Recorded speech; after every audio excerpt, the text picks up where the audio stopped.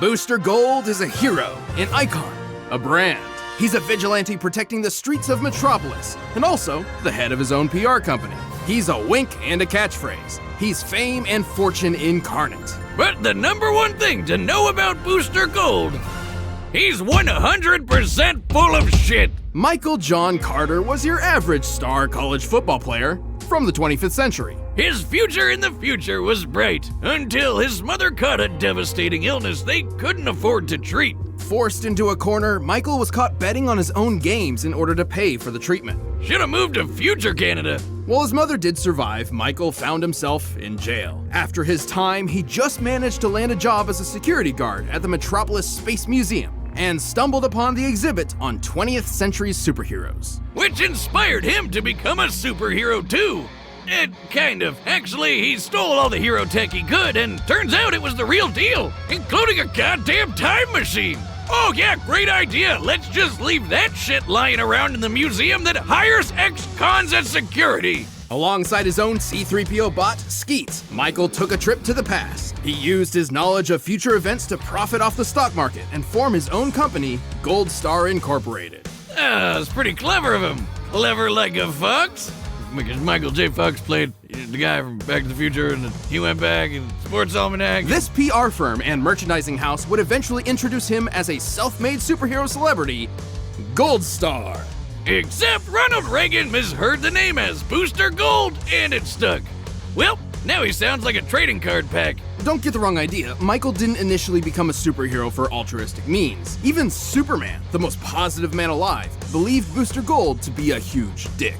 Who could blame him? Booster didn't care about helping people. He just wanted to make a fortune on problems he already knew would happen. Sports Almanac, remember? Luckily, he wasn't all talk. His stolen technology was incredibly advanced. Like his power suit, which, despite making him look like a huge tool, increases his strength, speed, and toughness to superhuman levels. His main offensive gear includes energy gauntlets, both of which can fire unidirectional blasts known as booster shots. Really leaning into that brand synergy, huh? And if an enemy is getting a little handsy, he can redirect the gauntlet's energy through his suit, zapping the shit out of anything it touches. Or it can amp up his strength even more. He's just gotta be careful not to run out of fuel. His goggles include heat vision, infrared, and X-ray, and his Legion flight ring allows him to, you know. But at the end of the day, Booster's still an ordinary guy. He's like if Iron Man were a dumb loser. He'd get his ass kicked on a daily basis if he didn't have his nifty force field built. Potentially his most important tool of all. Booster's force field is an impenetrable wall of continual energy so dense that not even bacteria can pass through.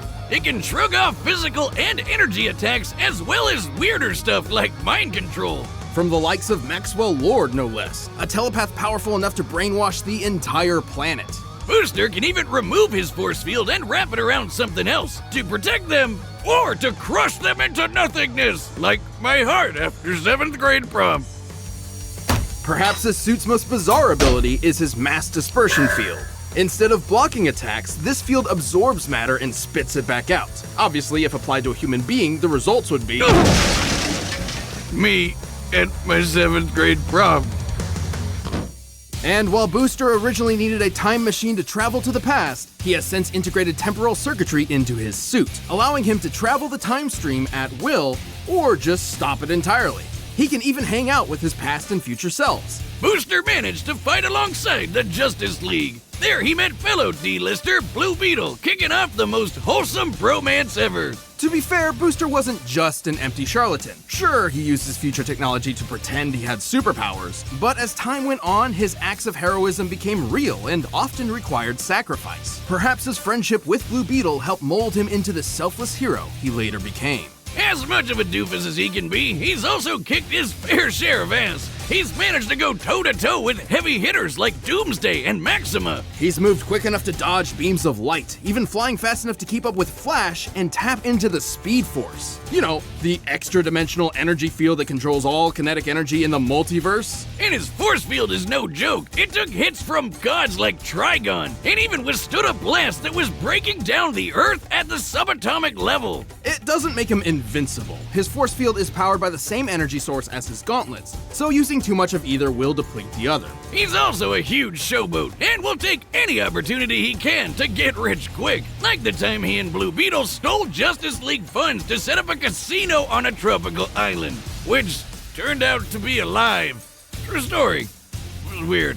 Booster's story is, if anything, the journey to humility. After years of hero work, he was offered membership with the Justice League of America, and yet he turned it down, knowing the damage such a thing could do to history. Instead, Booster chose to travel the time stream, repairing its cracks and saving the multiverse.